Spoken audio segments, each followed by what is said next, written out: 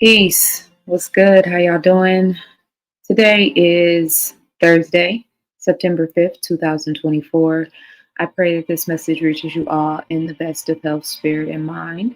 I am doing very well. Thank you for considering and wondering. I hope that my frequency music in the background is complementing my voice because I like to have it playing so that it kind of keeps me balanced. Um, and I can't tell if it's loud or if it's just too close. I don't know. So actually, I'm going to turn it down a little bit just to be safe. I want you guys to hear it, but I also don't want it to interfere with the sound quality of the video. So yeah, peace and love.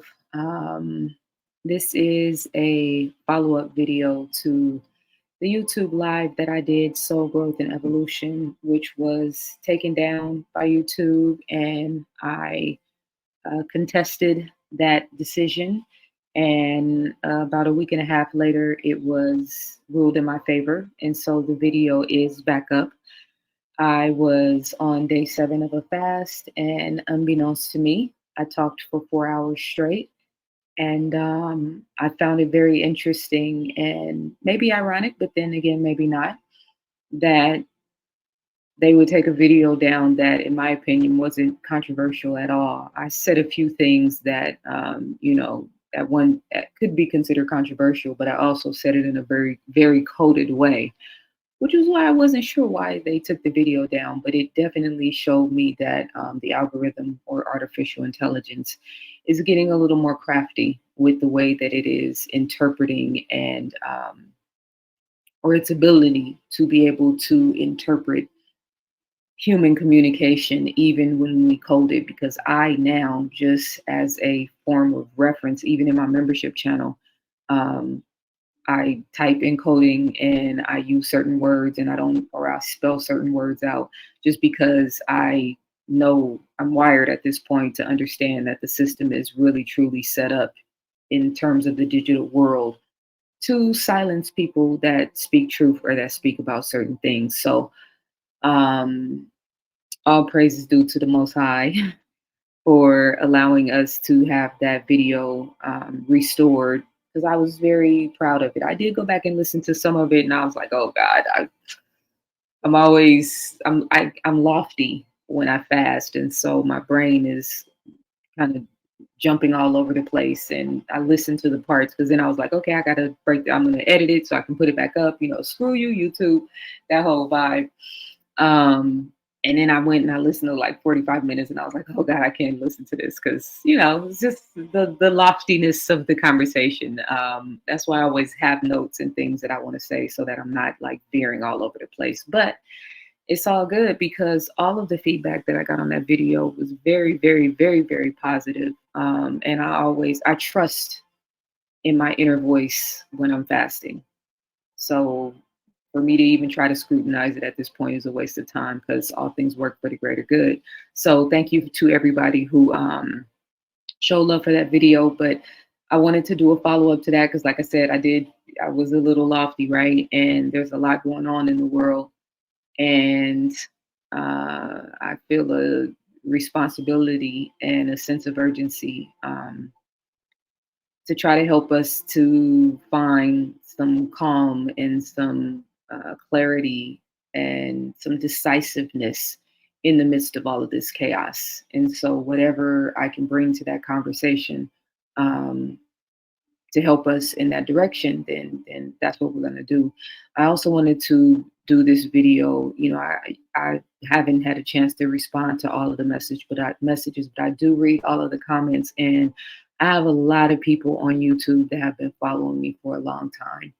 And I remember your names. I promise you I do. I see certain names that write me that were in my Sister Cipher support group years ago, certain names that were in the Cooperative Economics Support Black Business group that I started years ago, as well as the Cooperative Economics Support Our Schools uh, wonderful operation that was very successful, as well as people who have just followed me for a long time. So I'm very grateful to all of you guys, those of you who watch my content and appreciate my work online. And then those of you guys that actually support my work and purchase my books and are part of my membership channel and are part of everything that I do. I'm very grateful for all of you guys, and I never take that for granted. Even the ability to get on my computer and go live or post a video and to be able to reach thousands of people, I'll never take that for granted.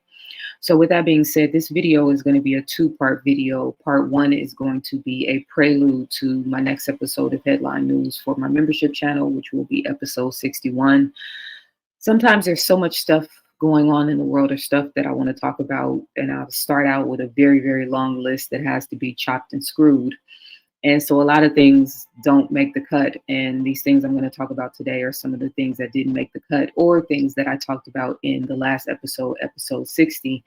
And then part two is going to be called Doing the Bare Minimum. So this is a two-part video, and part two is more so a follow-up to where I was trying to go in the live soul growth and evolution, and having that conversation and continuing to have the conversation about climbing the ladder of self.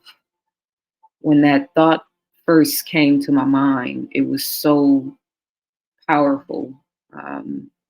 Just that idea and that concept, and then being able to prove, or seeking to prove or validate over the course of my life, the different ways that we can climb the ladder of self. And my, bells and whistles just went off in my mind when that concept came to me. So that'll be part two, doing the bare minimum. But I want to go ahead and get started with our conversation for today, which is, or the first part of the conversation, which is, this is a prelude to my next episode of Headline News. This is something that I talked about in episode 60. You can see the video here as it loads. 7 suns appear above China. And I've been talking a lot in my membership channel, and especially in my Headline News episodes, about discernment, spiritual discernment, mental discernment, emotional discernment, physical discernment, right? And I really want to emphasize this point, because I was having a conversation earlier today and I said this statement, and I want to say it again. Having a strong mind right now, September 2024, is going to be very, very critical for all of us. And the ability to discern truth from falsehood, what's real, what's not real, what's AI, what's actual humanity, the difference between what's happening in the internet world versus what's happening in the actual third dimensional world, right? And the blurring of all of these things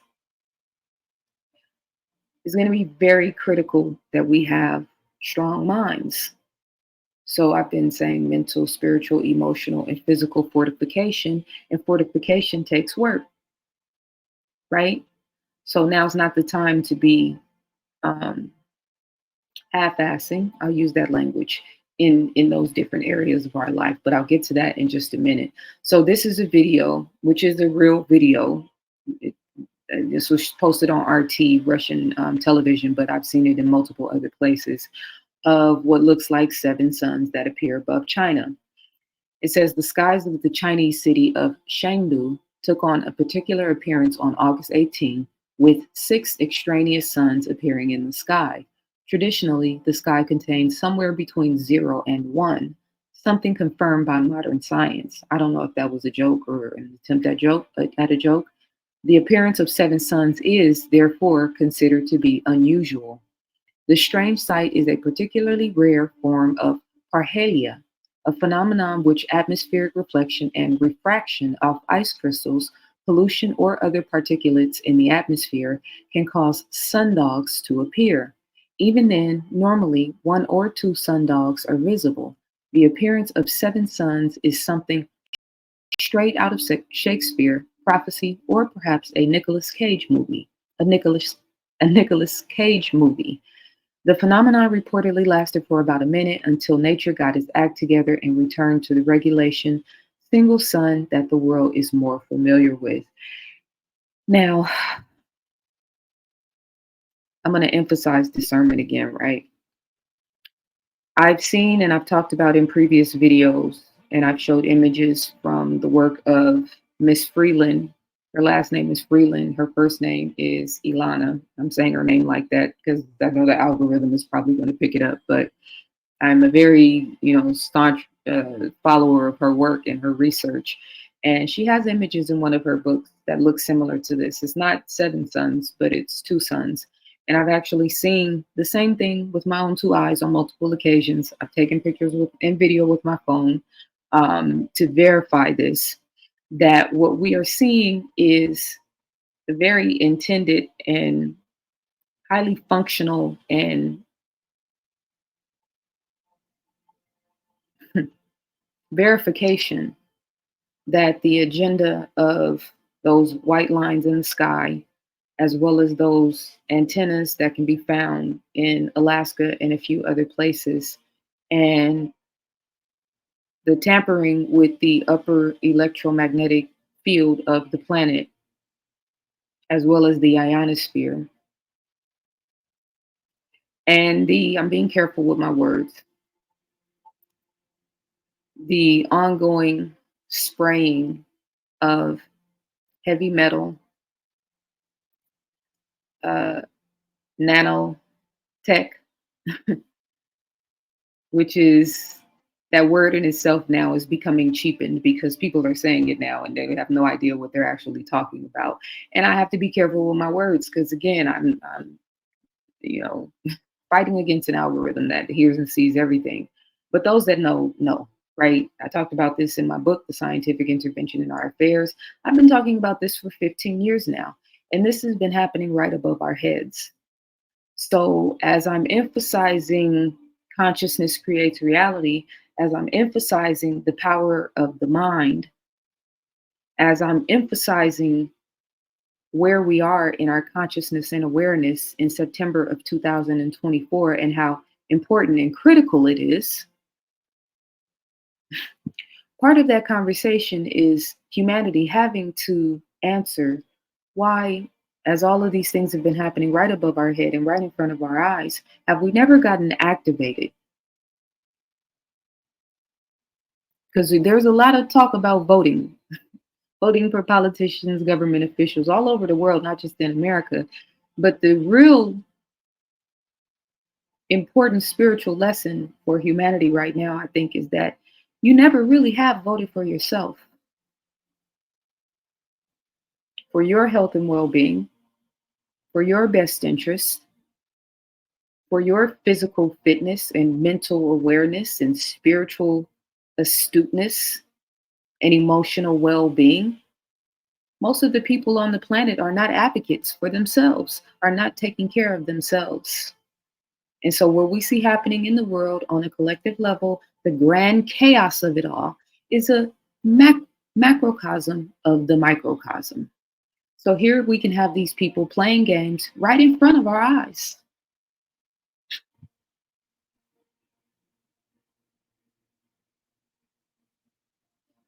They say the universe is holographic in nature, right? Fractal in nature, right?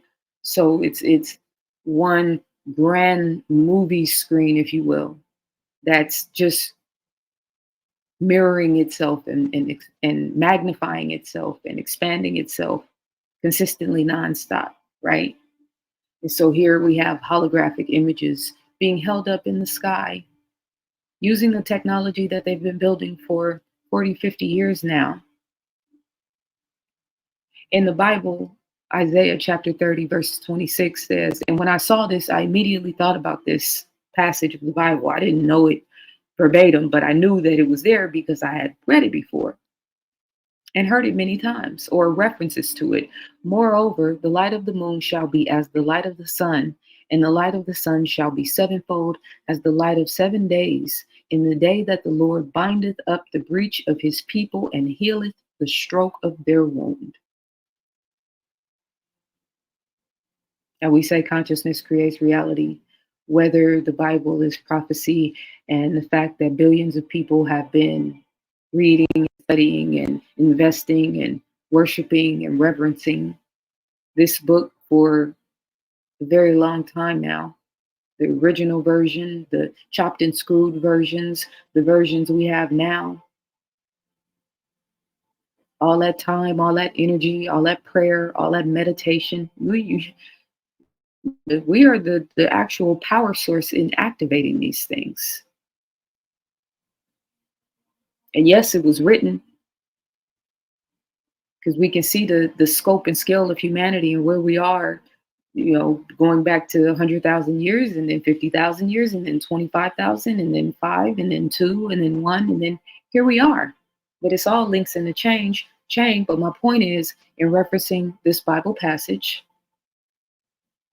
because there's a lot of calamities that are prophesied in the scriptures.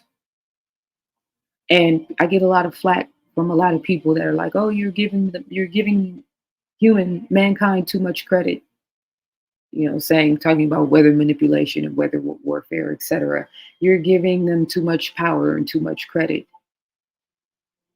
as if it's not possible that the information that's found in the scriptures is just a recording, right? Or a rendition of what could be playing out, but it's not giving us the details about how it was going to happen. So for me, I don't argue the point about whether it's God or man anymore in terms of the disasters, natural or synthetic. God is allowing it to happen, and it was written. We can see it right here on the screen.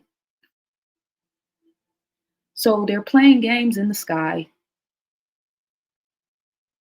There's plenty of evidence to verify that, right? When you know what the technology that's in the stuff that they're spraying in the sky actually does, when you know what it was created for, the concept of global dimming, the concept of blocking the sun back out into space in order to curb global warming.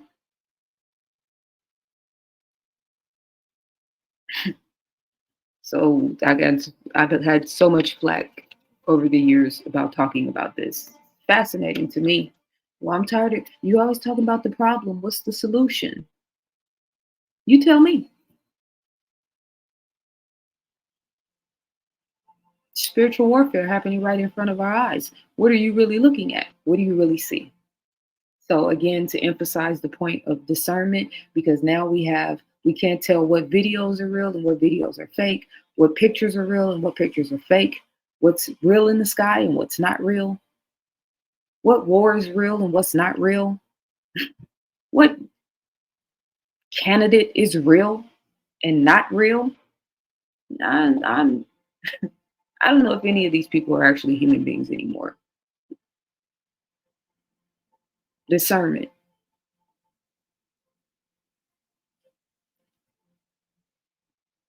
This video surfaced out of China, and it looks like their city is floating in the clouds. Of course, I'm not going to play this because this is from the previous.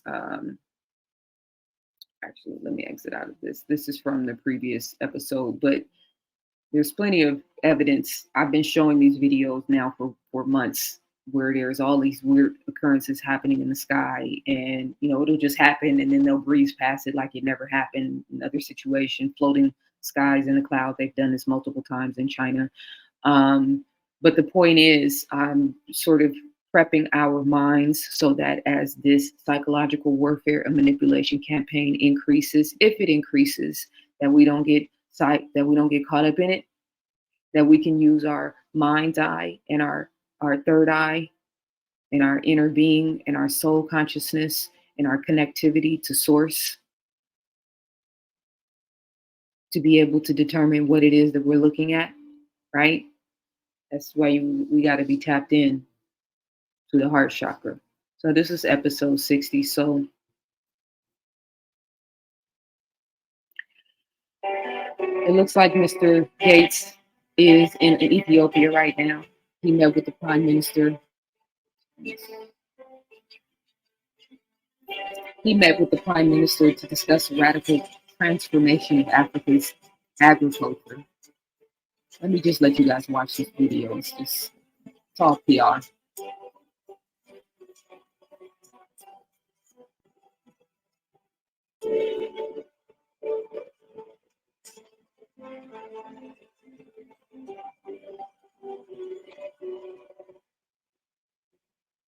Notice that, but why wouldn't anybody be talking? Why can't we see what they're talking about? This is Bill Gates arrived in Ethiopia to meet with the prime minister to discuss a radical transformation of Africa's agriculture. Their plan involves moving farmers away from traditional practices to GMO seeds, which will require the use of synthetic fertilizers and a monoculture approach. This could ultimately give him unprecedented control over the food systems, environment, and livelihoods across the continent. Yeah, like this is what the science and technology has been building the infrastructure of the agriculture and farming systems in America for how long now? We've been a victim of this wicked agenda for how long now? Here in America. When is the world going to stand up for us? When is the world going to stand up for this government and all of their alphabet boys and girls and the constant?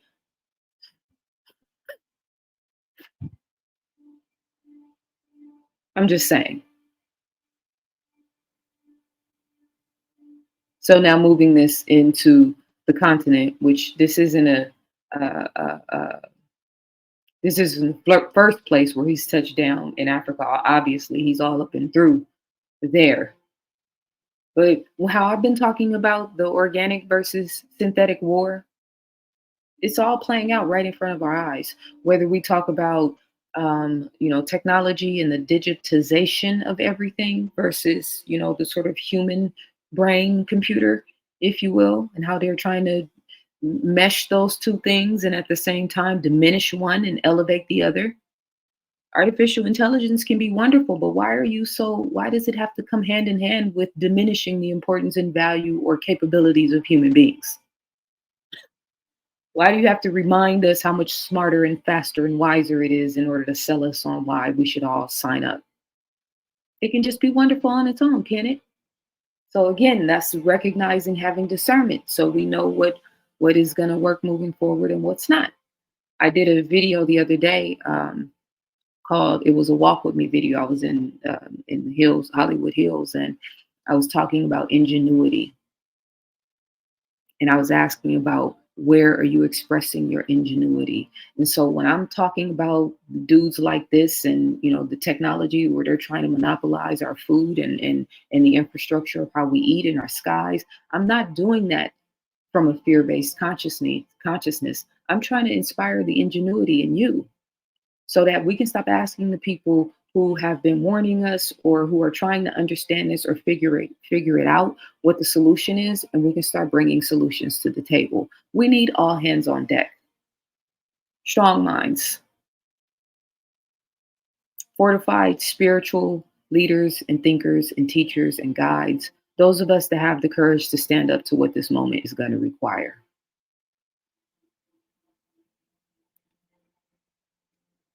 Person in our nation has benefited from that work. Everywhere I go, I tell people, you may not be a union member, but you better thank unions for that 5-day work week.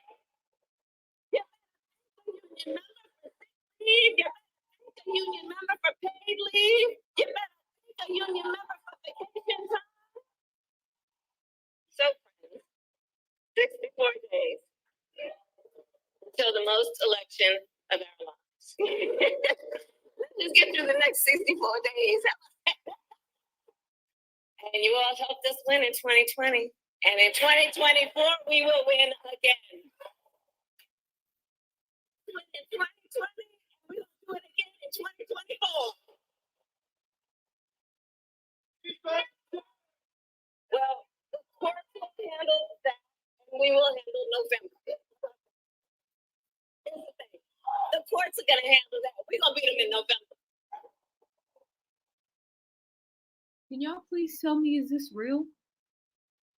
Is her voice really changing like that? Because my spidey senses, I don't believe anything I see anymore. I don't care who. I don't have a dog in this fight. I'm not pro either one of these people. I'm just watching the circus, watching it from the sidelines because I refuse to participate. But I just need to know, is this real? Is she really shifting her voice like this in one environment and then in another one? Maybe because she has a higher audience of blacks, I would assume Black people. I don't know. Is this real? This can't be real, right? We're not.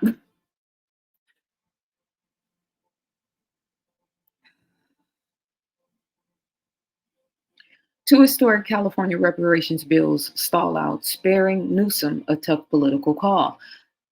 Since the beginning of this reparations conversation in California, I have known and have emphasized my position that it was never real. It was never anything that they took seriously.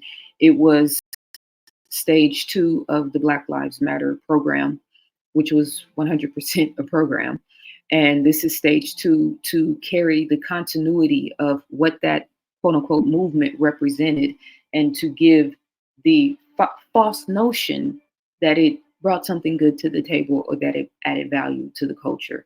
And so the obvious pivot from Black Lives Matter, fight against police brutality, defund the police, mental health, focus opposed to prisons, etc., which also was a prerequisite for all of the high levels of crime that started happening in California. It was very intentional. All the videos we all saw for the past years, watching people storm stores and just run out. And now here we are talking about reparations, but they carried it out in the court systems and they gave it time and energy and put it in bills and use language and government time and infrastructure in order to make it appear that this was a real thing. It's still harnessing energy, which is what they're masters of.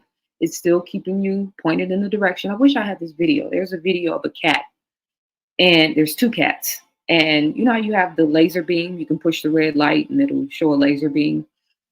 And so somebody is pushing the laser beam and showing it so you see the red light just moving super fast on the floor.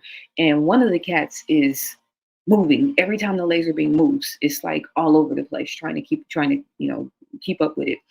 But then the other cat, which was a gray cat, was like not impressed at all and wasn't moving his head all over the place trying to follow it. It was like looking at the whole bigger picture, even the other cat and how the other cat is responding to the red light. Like, nah, I know this is a fugazi, right? So we need to be the cat that's not looking at the red light that's darting all over the place from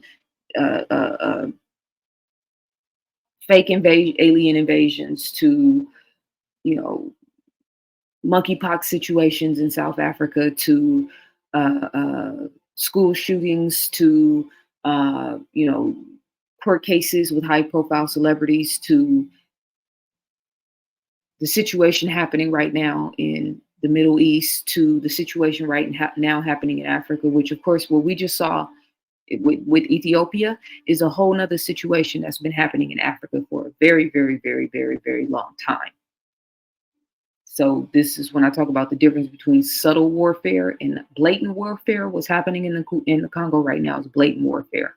What's happening with the subtle warfare is a slow, methodical process that doesn't really get a lot of attention. They never intended to pass any reparations bills in California. Anybody that's really been paying attention to what's been happening in this state would absolutely know that, right? So these are a couple of the stories that we ran in the recent headline news episodes. State Farm threatens to abandon California if they can't raise prices, 52% for renters, 30% of homeowners. They're using the insurance industry to squeeze people out here. We've got SB 1414 happening in California. Senate Bill 1414 would make it a felony to purchase a child 15 years and younger for sex. SB 1414 has faced some turmoil since its introduction by Senator Shannon Grove. It initially included children under the age of 18, but after some revision, the bill would make it a felony to purchase a child 15 years and younger for sex. I mean, it's just listen to the language. This is the way the fork-tongued devil works. There's multiple things happening just in this statement right here, just in the ongoing continuity of this bill. It's not just about putting forth legalities to create safe havens for children. There are some people in this political environment that are really working to do something good for children, by all means, 100%. The flip side is they're getting people used to this type of language. They're neutralizing our response to a person who purchases a child 15 years and younger for sex. I'm sorry, what? So he who controls consciousness is king. I'm not saying their reparations aren't an important focus. I'm not saying that there's not value in focusing in that direction. What I am saying is read the tea leaves. If you're really paying attention to what California has going on, when I go back to Oakland, and I'm going to talk about this a little bit later, and seeing the amount of trash and poverty, and it's very strategically planned. They let that city crumble and fold into itself to get all of the original people, the predominantly Black people of Oakland, out, and to harness the energy of the culture there, but at the same time, very strategically, whether through crack cocaine, the decimation of the Panthers in the Nation of Islam, a very powerful Black epicenter of consciousness. My city, when you go there now, it looks like a war zone. And Oakland was one of the main cities that was championing the reparations conversation. So I'm just saying, read the tea leaves. Where is our focus and energy and attention most beneficial? Is it most beneficial on the political agenda? I know the answer. I'm asking us to consider the answer as a collective. There's a lot of wasted time and energy happening consistently. We're getting screwed in California. Online insurance agency and price comparer Insurify.com says car insurance premiums that increased last year 24% will do the same by the end of this year, 48% in all nationwide. California could hit 54%. Insurance agents are caught between insurers' ever increasing rates and the customer's ever decreasing ability to afford them. Some of our companies are completely shut down for any new business this year in California. The worst homeowners insurance crisis ever in California currently. Only one company out of the 7 Schaefer uses will write new auto policies as before. I've had clients tell me they're ready to move out of California because of the cost of insurance. We came to Nash Gas in Orinda, a place that always saves consumers on money and where consumer-conscious people shop. We asked them about car insurance. I actually lost my homeowners and car insurance last year from a company, and I had to go look for insurance. And I was able to get insurance, and I'm very happy with it, but it is costing me more money. It's ridiculous. The Department of Insurance is not controlling them at all. And I swear they're in on it because they don't really care. That's why so many people are moving out of California. These companies are just going to force us out. Okay, so we can tie this back to the fires in California over the last 15 or so years. Could talk about that, but I definitely know that'll get my page taken down. So I digress. I think we're at the point now where, you know, if you, those with ears to hear and eyes to see, we're all sort of moving accordingly, right? And now here we have California advances zero down, no payment home loans for undocumented immigrants. Now, again, do I think this is ever going to happen? No. So just look at all of the energy that people are giving this and the attention that they're giving this. Play a song and let the sheep dance, fiddle a tune, and just as long as we keep them dancing and keep them busy and keep them focused in the other direction, just like the conversation about reparations, but look at the race polarity, the race dynamic always playing out here, divergent all over again. So the footage now is going around of the Venezuelan so-called gangs invading a Colorado apartment complex. And I'm going to talk about that in episode 61. But I've watched several videos now that have, you know, sort of gone through those areas and asked questions of the people who actually live there. And I'm still trying to figure out if that even happened at all. again, I've watched and not just the video that everybody saw with them walking up the stairs and holding the guns and the ring camera catching all of this on film, but I've watched several other videos of other people that actually live in that building, as well as people in the community who were answering questions. So I'm trying to figure out what's really going on.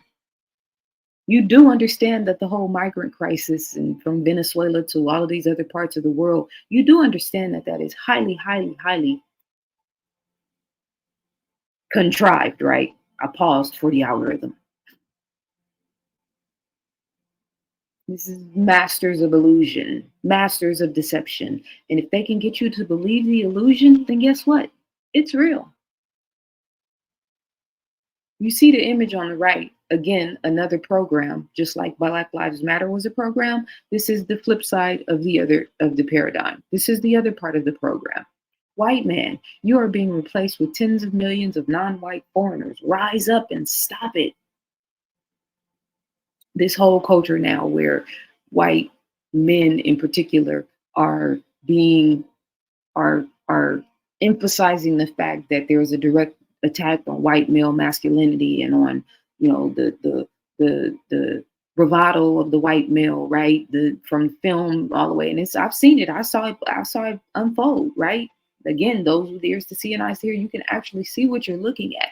And so they're responding to having to live in the reality that they forced the rest of the Black and brown people to live in this whole entire time. That's what's so fascinating, because there was no empathy and compassion for everybody else when you were in the forefront. Now we want empathy and compassion from everybody else because you're not in the forefront. So I'm just saying, the spiritual dynamic of what's happening right here cannot be, you said the last shall be the first and the first shall be the last. The only issue with that, though, is that we still think that that's just a race dynamic. And the race plays a part because when the pendulum swings back into the other direction, we have the power and potential to tie back to the wisdom of the Kabbalion. We have the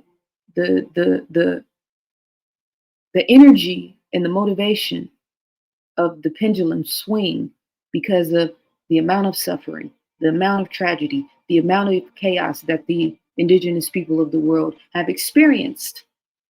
So there's a universal law, and the swing is happening to our benefit. So in that aspect of it, it's relative. But the flip side is that the frequency is the game changer. You have to be maintaining a certain vibration, whether you're Black, whether you're from this tribe or that tribe, whether you're from America, whether you're from South America, whether you're from Africa, whatever part of the world that you're in, and you're a melanated man, woman, or child, you still have to abide by the laws of frequency, the facts that consciousness creates reality. So for us collectively, ridding ourselves of the concept of a system of racism, white supremacy, is highly important.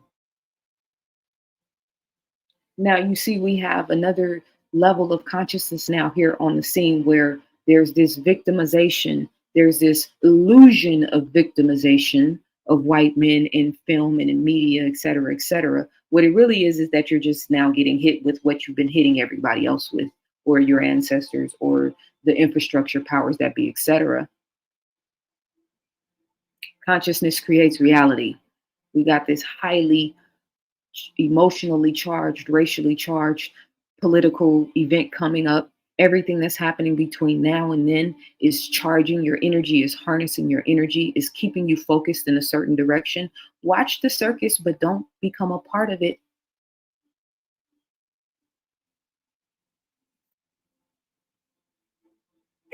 Now to the school shooting in Georgia. A key to stopping the gunman, a teacher using new technology built into their ID badge that sent an alert about the shooter. Investigators say the system prevented an even larger tragedy. Our Tara Molina is always investigating and found some suburban districts here use that same alert system. This is Pleasantdale Middle School in Burr Ridge. With 4 empty desks out front, they're honoring the 4 killed in the shooting at Appalachia High School this week, where a school resource officer confronted the shooter, but technology used by staff helped call for help. It's technology that's also in place here across the Pleasantdale district for about 2 years now. In an incident like that, seconds matter. And the sooner you lock the building down, the safer people are going to be and the fewer casualties you're going to have. The technology is in the badges all school staff members carry with them every single day. That means everyone has the ability to call for help and trigger a lockdown. It's called Centegix, and Superintendent Dr. Dave Paulzette says it's like a wearable panic button. They hit this button and the cavalry comes running. So it connects directly to 911. A different number of clicks triggers a different type of alert. And you can see all school computers then show a map showing exactly where in the building the alert was triggered. Strobes start going off, computer takeover, a tone within the building, and everyone knows it's time to lock down. It's so unfortunate that we have to think about these situations, right? And that we have to be prepared.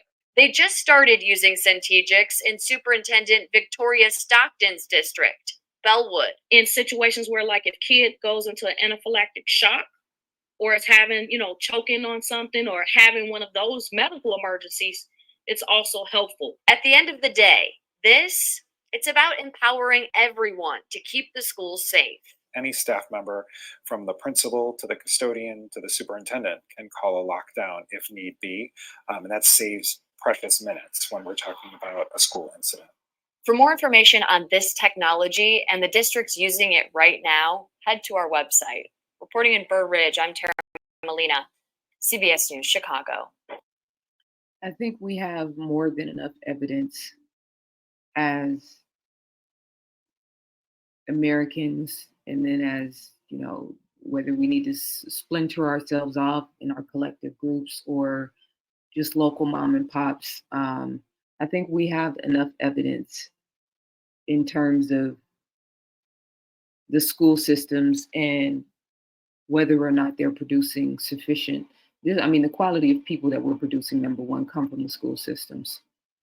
The fear factor now for our children being in these environments, are they getting enough? Is the output high enough for the amount of input and the craziness and the chaos? And this is way too soon for me to give my vantage point on what I think actually happened. But of course, my brow is always raised, especially right before election time. But again, I like to know what I'm actually talking about before I just start talking about things. That's why I chose this particular video, because this is really where we are. And it underscores the point I talked about before in terms of the microcosm and the macrocosm. We haven't prioritized safety for children in this country. We haven't prioritized their education. So I wrote a whole textbook to inspire and to encourage mothers and fathers and group communities that are getting together and homeschooling. I put the book together to make sure that it was a full fortified book that you can give your child and they can take an hour at least a day during the school day, plus whatever you add to the curriculum to be able to hone in and focus on history and creative writing and creative thinking, critical thinking, thinking outside the box, spelling, grammar, etc. I forget the number of school shootings that have happened in this country so far this year. I want to say it's in the 40s or 50s.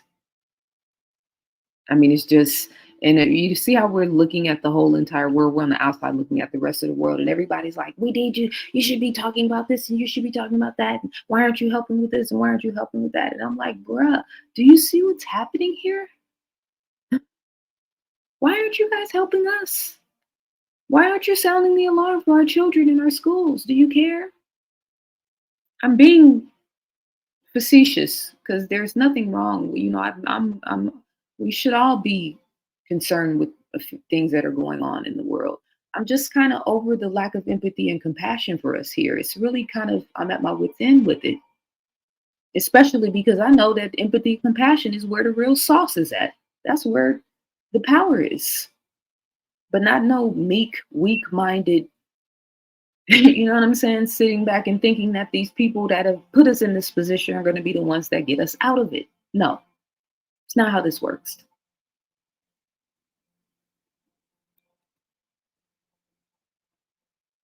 This is an image of Cardi B. She's obviously pregnant right now. In the background of with the graffiti, you can see the yellow and blue graffiti that says homesick.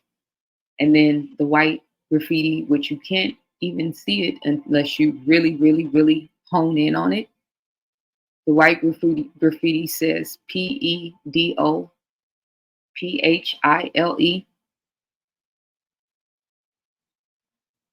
spelling that out intentionally. And then she's wearing a Balenciaga jacket. And we've been very clear about the whole shenanigans with that place, with those people, right? We've already made the correlation back to Ball. We've already connected all of those little loose ends, those dots, right? So these are very strong messages being sent to the world. This is one of ours. And then she said, oh, it was a mistake. We were out looking for a random photo shoot, Like, please.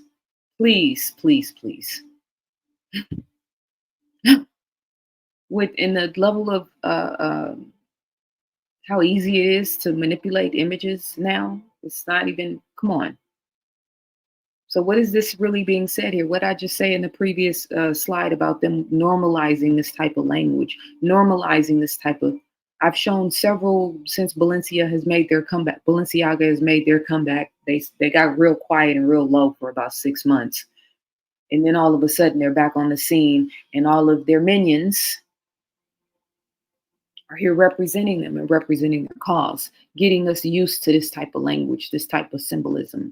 Mind you, this woman is pregnant.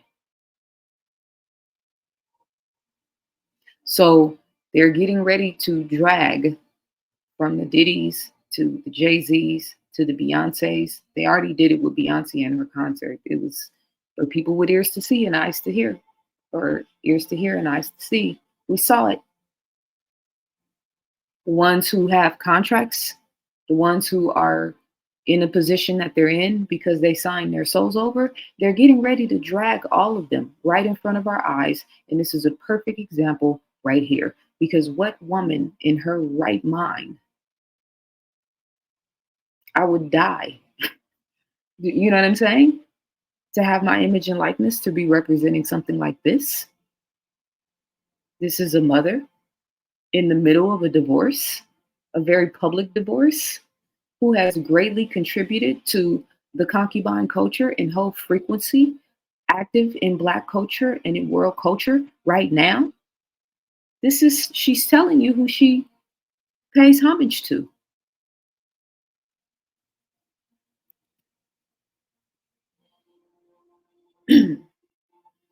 Isaac Freeman III, better known as Fatman Scoop, died at age 53 after passing out on stage at the Hamden Town Center during a performance for the town's 2024 summer concert series.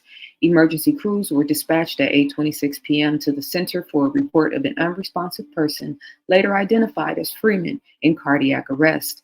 Bystanders with medical training and Hamden police officers performed CPR on Freeman until medics arrived and took over the care.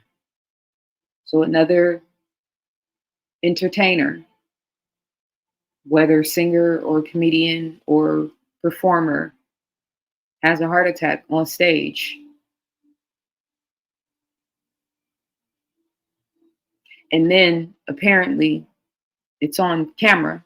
So the video is floating around on social media. Ears to hear and eyes to see. You guys, are we paying attention? Okay, so there's other content online that showcases the fact that he, you know what I mean, made some choices, some medical choices and decisions recently. It's public information. So obviously there's a period of time where, you know, respect has to be paid, and I'm definitely not for sharing. I was so disgusted when I saw the video of Nipsey Hussle's body laid out on the ground. I was so disgusted. I can never get that imagery out of my spirit. And it was like randomly on the Instagram. It wasn't even somebody I followed it. It was that page that you go to search. So I don't know. We're becoming less human, more digitized, less. We have no respect, no honor for the passing, and then no respect and honor for the process of grief and passing on. But then also no conscientious awareness and situational awareness of what's happening around us. We should be paying attention to this type of stuff, especially because it's coming more and more prevalent. So, Atlanta rapper Rich Homie Quan dies at age 33. This is actually brand new. This happened today. So, definitely that same thing applies in terms of, being mindful about what we say for a certain amount of time. And I want to obviously do that here. I don't want to make any speculations about what's happened, or there's been whispers about or talk about maybe a drug overdose. I don't know what the stipulations of his passing is, but obviously any time in a situation like that, this is difficult. This is somebody my son listened to, so he expressed his disbelief, and I'm seeing a lot of people talking about it online, and it's just always sad to see someone this young transitioning, especially someone that had the ear to our children into the streets. There has been an ongoing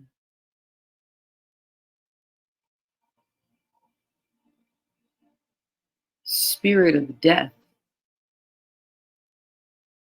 hovering around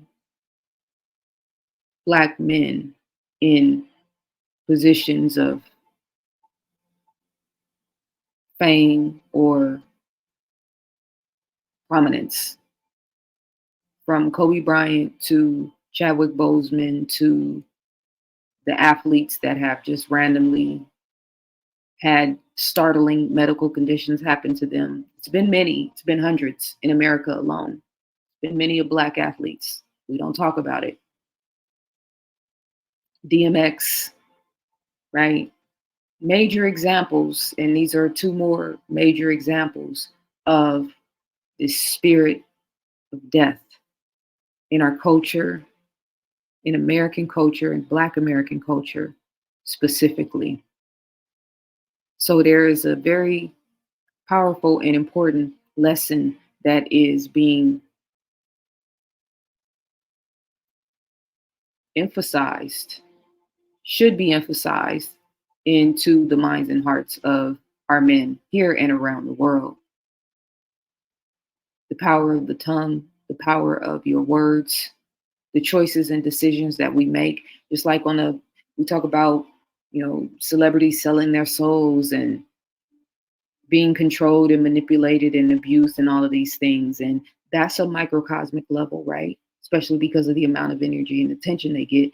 But the microcosm level, that was the macro. The microcosm level was on individual level starting in 2020, when we all started to have to make choices and decisions for checks and for experiences and for travel and for living in this reality, living in this world. God gave you everything. The devil gave you nothing, but then gave you a choice and made you an offer you couldn't refuse, or so you thought.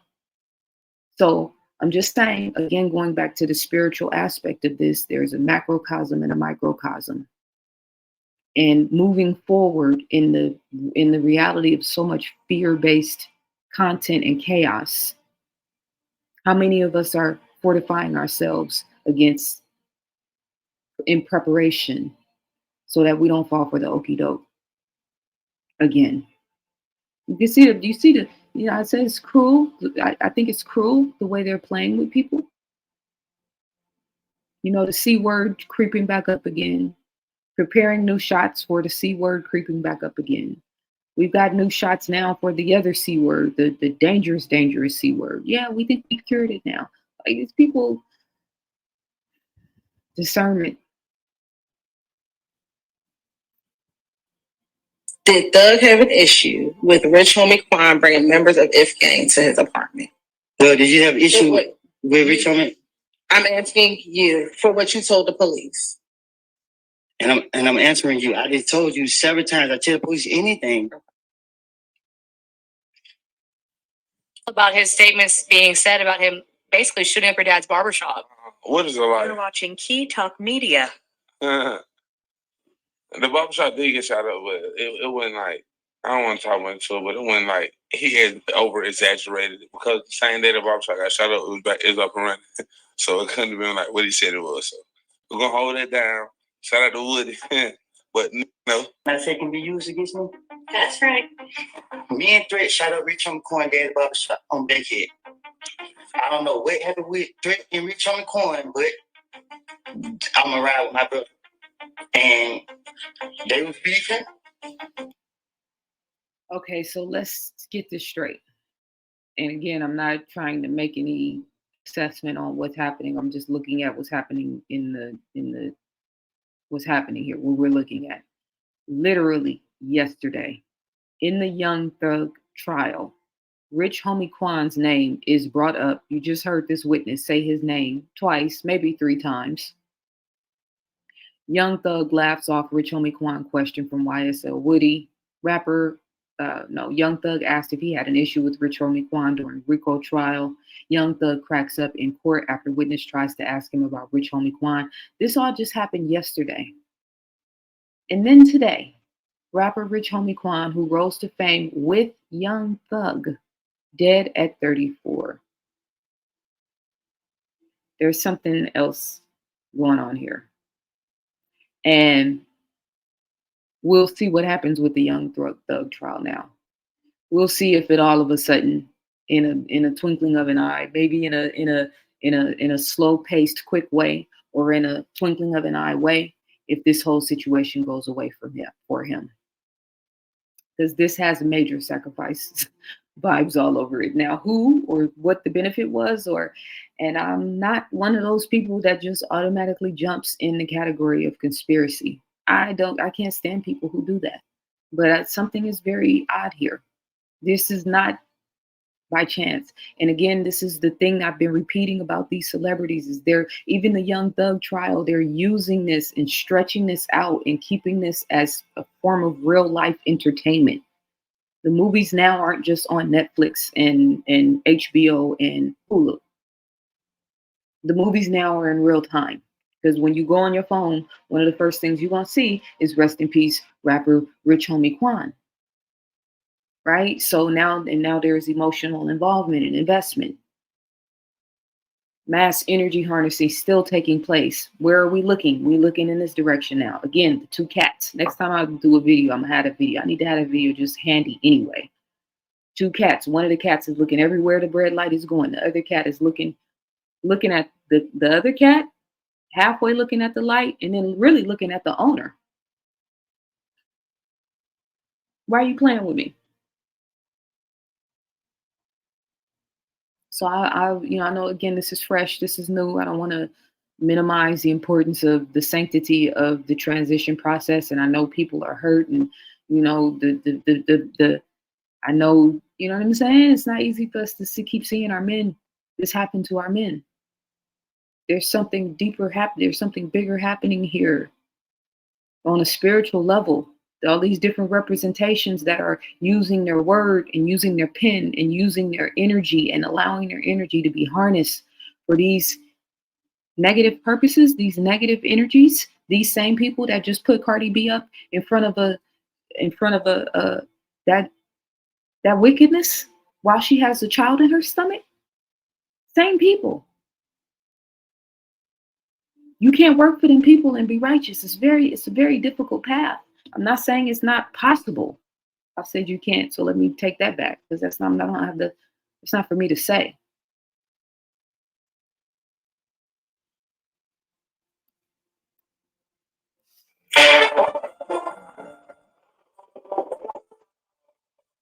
Okay, so that was a mess up. Hold on, let me start this over. Okay. Well, also in the East Bay, a man is taking his frustration with blight in the city of Oakland right to social media. He wants something done about this, the piles of trash, especially on a street near a bus stop that's also really close to several schools. Our Crystal Bailey live for us now in Oakland after talking with the man and getting a response from the city. Crystal. Well, Heather, it all started with the mayor promising clean streets for back to school. And while the city says that it is inundated with requests for trash pickup, an East Oakland dad says that his neighborhood is being neglected as kids walk through filth to get to school. Wow, those look like students going to school. And this is what they have to walk past. Ansel Troy is calling out the city. Illegal dumping is a public health crisis. It's not just about the visible blight. Each day he captures children walking past the trash pile on their way to school at the corner of 90th and International, posting the videos from his ex account, East Oakland Dad, saying our children deserve better. I've seen students and other people having to walk in the street against traffic to get, just to go to and from work or school. His post started on Saturday when Oakland Mayor Shane Tao shared a video on X showing public works crews cleaning streets. She said for the first week of school, crews were cleaning at key school sites, saying our young people deserve clean and safe streets, and Oakland will continue prioritizing school sites for cleanup. Troy, who lives in the neighborhood, recognized the street corner in the video. But the thing is, the street is still riddled with trash, even after he reported it to 311. Children think this is what the city allows to happen in their neighborhood, and they may feel like, well, nobody cares about us. There are more than half a dozen schools within walking distance from the corner of 90th and International, the biggest one being Highland Community Elementary School, which is only 5 blocks away. The city reports 540 service requests for illegal dumping in the last week alone. The city spokesperson says public works crews were deployed on Friday, August 9th to more than 20 locations in East Oakland, near 8 schools, plus another 12 sites of reported dumping, including the corner of 90th and International, shown in the mayor's video. But the spokesperson says in part, unfortunately, some of the sites our crews visit are hit by repeat illegal dumping within days or even hours of a cleanup operation. Troy says someone who works for the city messaged him after seeing his posts, offering to try to put a camera on the corner to catch people repeatedly dumping. If there's no enforcement, then, we will just have to live in filth and continue to ask the city to clean it up. And the city spokesperson says that if you do see anyone illegally dumping, report it to 311. They also say that those crews from Public Works is out on a 7-day basis. Every single day of the week, they're out there. So obviously this is, being from Oakland, born and raised, and seeing the evolution and the devolving of the city. And every time I go back home, when I'm there for more than a few days, it's like a depressive, not a depressive, but a heavy type of energy, because the amount of trash that is littered in the streets of particularly East Oakland. I didn't spend a lot of time in West Oakland when I was there, but the gentrification process has been making its way through West Oakland for some time now. But yeah, looks like a war zone in certain areas. It looks like the purge in certain areas, right? And I saw the way that the city, in terms of the government, local government, just kind of stood back and threw their hands up and said, okay, well, we're just going to let, the natives police themselves, right? We're going to control them in certain regards, raise the cost of living, raise everything around them. But at the same time, hands off. We'll let, especially with the whole defund the police, defund the police program was so strategic in California. Oh my God. But I'm saying all of this to say, I mentioned this in the Walk With Me video the other day. I watched a video of the most dangerous favelas the most dangerous favela in Brazil, right? And the brother is interviewing, he's actually in the favela, right? So they're riding motorcycles up and down the mountainside, and you get a real feel for the actual city opposed to just, the footage where we see from up above a drone or something flying high. Like, you can actually see how these people live. And the thing that stood out to me the most as they're going up and down this mountainous, curves in this along this high hill, where there's high, dense, heavily populated areas, is that there are certain areas where there is just heaps and heaps and mountains of trash. And in the interview, the guy talks about, obviously government corruption and whatnot. But the whole time I'm thinking, I see grown, able-bodied, strong men and women in the footage the whole way. Why haven't they come up with a system so that trash is not just sitting alongside the curbs? I'm talking about not like New York. New York, you might see 10, 20, on trash day, and then they're gone after trash comes through. I'm talking about hundreds and hundreds of bags just packed on the same roadway where they're driving the motorcycles up and down through traffic. Why is that a government responsibility? Yes, it is a government responsibility because I'm assuming they pay taxes. That's why it's a government responsibility here.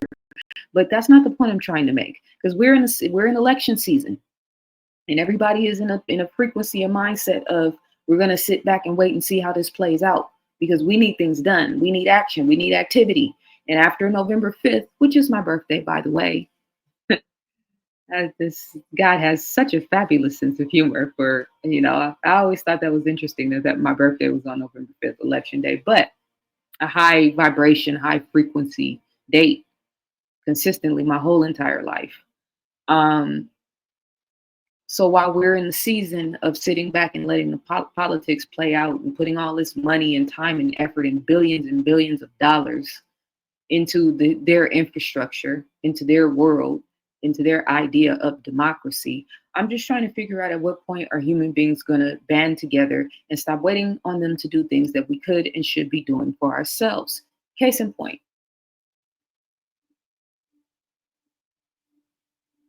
Show my fellow peers that united together we could accomplish many things. I'm right now repping Oregon. They say if you're not clean outside where you stay, you're not clean in your house either.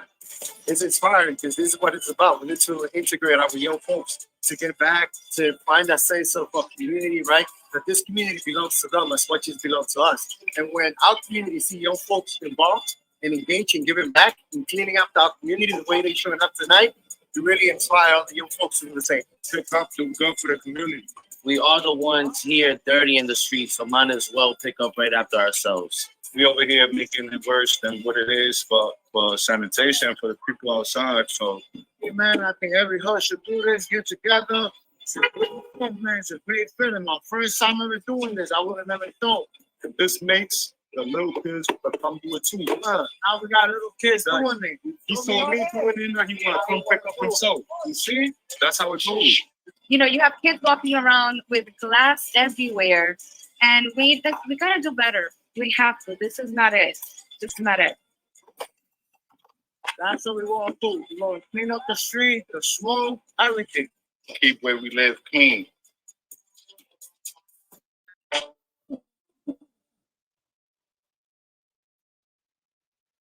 I just had a thought.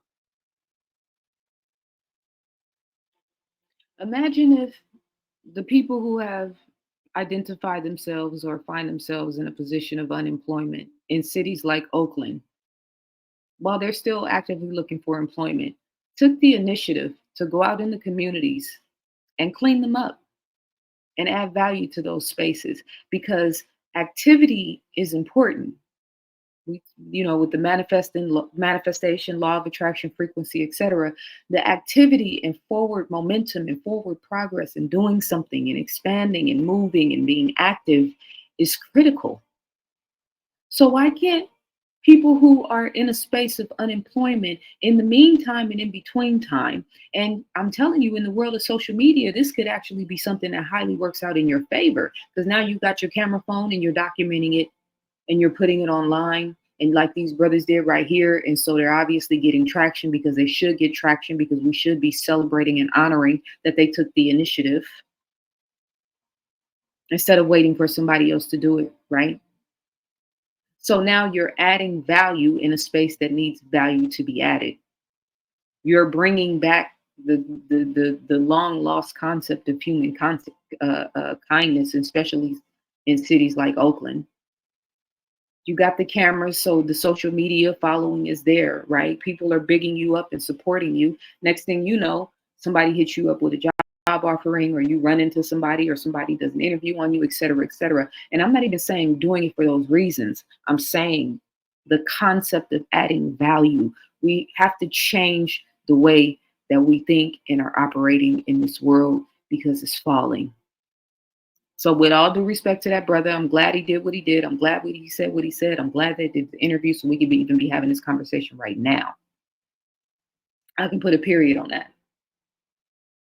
Now, the next step is taking the initiative and doing what needs to be done to beautify those spaces for our sons and daughters so they can feel safe and feel like they live in an environment that can be respected.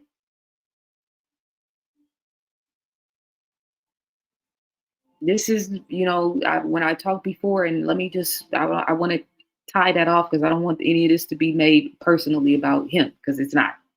So let's just tie that part off, right? So then when I say there's a difference between a good man and a king, there's a difference between a good woman and a queen. So a king and a queen is operating from how can I add value? How can I make choices and decisions to beautify these environments and to make things better for the people around me beyond just my kith and kin? The good man is concerned about his kith and kin, rightfully so. He can be a king in his household. Having an invested interest in the collective, in the community, in the culture, that's king business. That's queen business. So I was very inspired by this video of these brothers taking the initiative. And I was also inspired even by the brother who at least spoke up and brought it in Oakland to the attention. Because that's insane. There's no way I would be letting my son walk past that every day to go to school and then expecting him to produce high functioning results when he is a witness to that type of squalor and disrespect. It's not hard to put cameras on those corners and spotlights to be able to track people or see people and get license plates if that's what they wanted. And if you know Oakland, you know that type of stuff is not happening by Grand Lake. It's not happening in the Skyline Hills. It's not happening in the Montclair areas, right? They got cameras everywhere. It's not difficult at all for them to police those areas to stop those trash pileups. It is a very intentional, strategic thing. And it's multi-layered. So waiting for the police and policing yourselves, two different perspectives.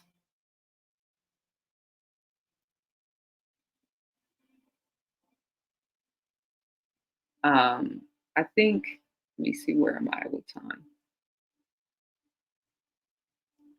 So I'm going to get into part 2 now. Before I do, I want to make a short commercial break.